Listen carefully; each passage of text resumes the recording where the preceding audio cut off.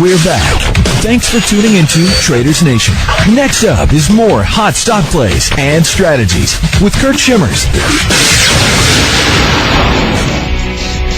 Welcome back. You are tuned in to Traders Nation. It's my pleasure to have with us here today Peter Gosselin. He's a national economic consultant for the LA Times based in Washington, D.C., book author of High Wire, The Precarious Financial Lives of American Families.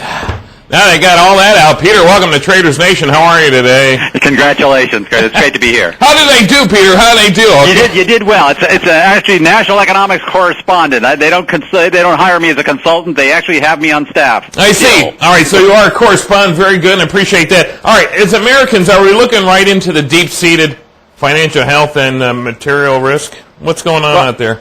My argument in the book, Kurt, is that over the last 30 years, America has been, for most of the last 30 years, been incredibly prosperous, but something else has been going on, which is that all sorts of economic risks have been shifted from the broad shoulders of business and government to households themselves. Sure. It's happening in jobs, it's happening in benefits, it's happening in housing, it's happening in health coverage and college and retirement savings, even bought and paid for insurance. Right. And most Americans, maybe not your listeners, but most Americans don't know that they've been handed all this stuff, and they only learn it when they get knocked around. Right. Now, who's handed it to them, Pete?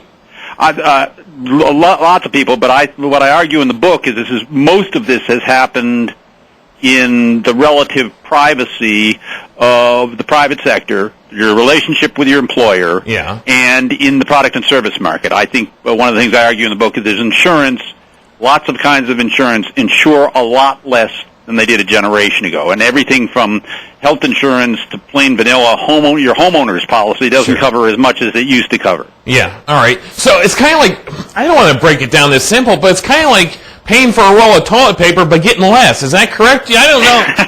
I mean, Peter, think about this for a minute. You know, years ago, you used to have a 4-inch diameter roll of toilet paper. Now we're down to 3-inch diameter. Is that what we're talking about here today? I'll go with your metaphor, fella. That's fine. I think that's what's happening for a lot of Americans. Now, look, there's some people who are profiting in this world. There's some people, maybe the listeners, particularly the listeners to your show, can cope with this because they're traders. But trading financial acumen is really a rarer thing than we act like it is. Some people are really good at it, but it's a distinct minority, and yet we've basically set out to recreate society, do a sort of free market makeover of America. And a lot of people just plain don't do it well, and it's no reflection on them. It's just a truth. All right, now, let's talk about this for a minute. We have rising costs just about everywhere, and not just today because inflation is on the rise, but, you know, this didn't happen overnight. We have rising costs everywhere where you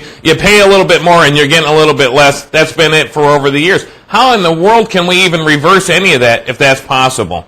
Well, look, I don't think it's a fair thing, and I don't try in the book to say, there's a problem today, the American economy is down, we got this mess with the subprime, we got this mess with our currency.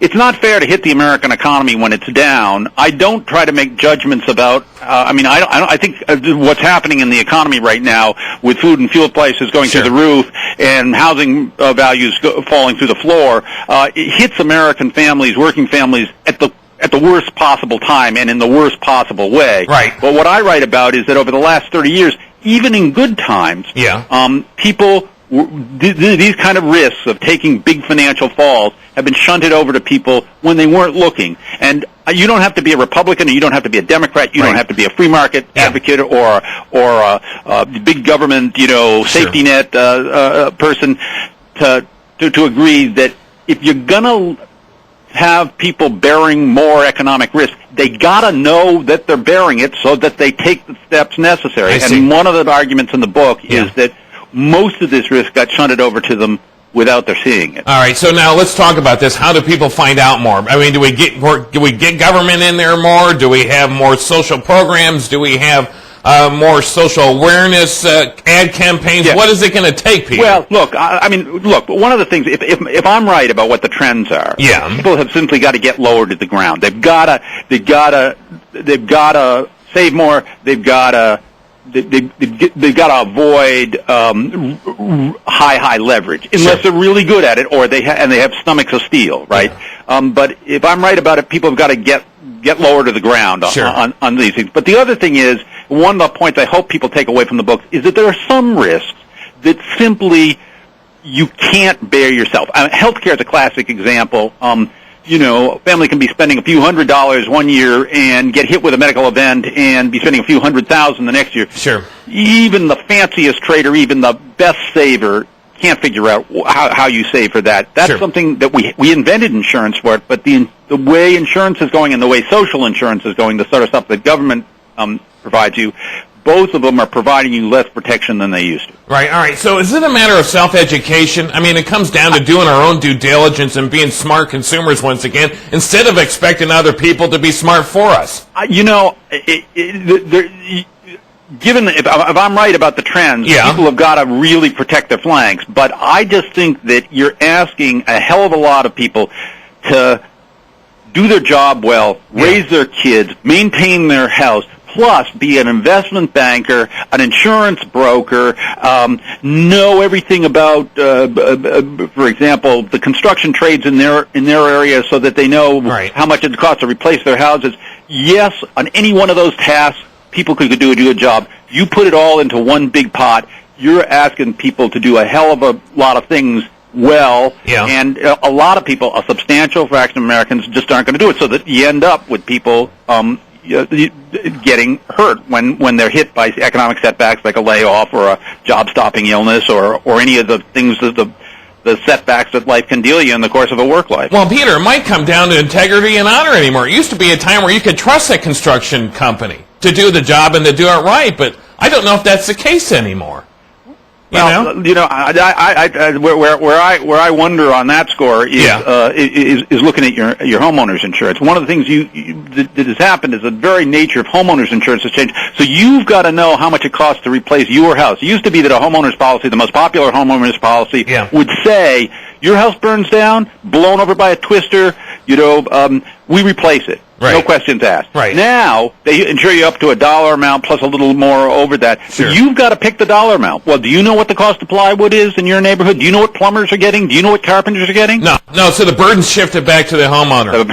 Just the way it is in a lot of other areas. All right, so maybe the homeowner, it'll cost him more money, but maybe the homeowner needs to pad that then. 10, 20%, I don't know. But the interesting thing about that is that by the industry's own statistic, more than half, something like 58, 60% of homeowners are underinsured. Right. And in California, we find this out all the time because we get these wildfires that sweep through neighborhoods. Yeah. And it's not just one house. It's not just two houses. It's whole neighborhoods that don't have enough insurance to replace their house. And so it's unfortunately a kind of a laboratory for how insurance works when you get these you get these wildfires, because you can see how the whole neighborhood's got insured. Sure. You can say one person or another person made a mistake with their insurance, but when you get every house on a street or every house in a neighborhood that doesn't have enough to replace the house that's the most valuable possession for most Americans, now way more than their financial portfolio, or anything else, their SUVs, their flat panel televisions, their computers. When you have the thing that protects their most valuable asset being not enough to protect it, then you got a problem, and it's a problem that I think it's got to go to the insurance company doing the job they used to do, which was offering the kind of protection they used to offer. Sure. Now, Peter, listen, let's get past some dry statistics, if you will. And reveal some of the deepest and most economic issues facing Americans today. We got about a minute and a half left. What tops that list, Peter? I think the thing that tops the list is your job and the benefits you get in your job. It's really changed. It's really, really changed over time. Jobs are shorter and shakier than they were a generation ago.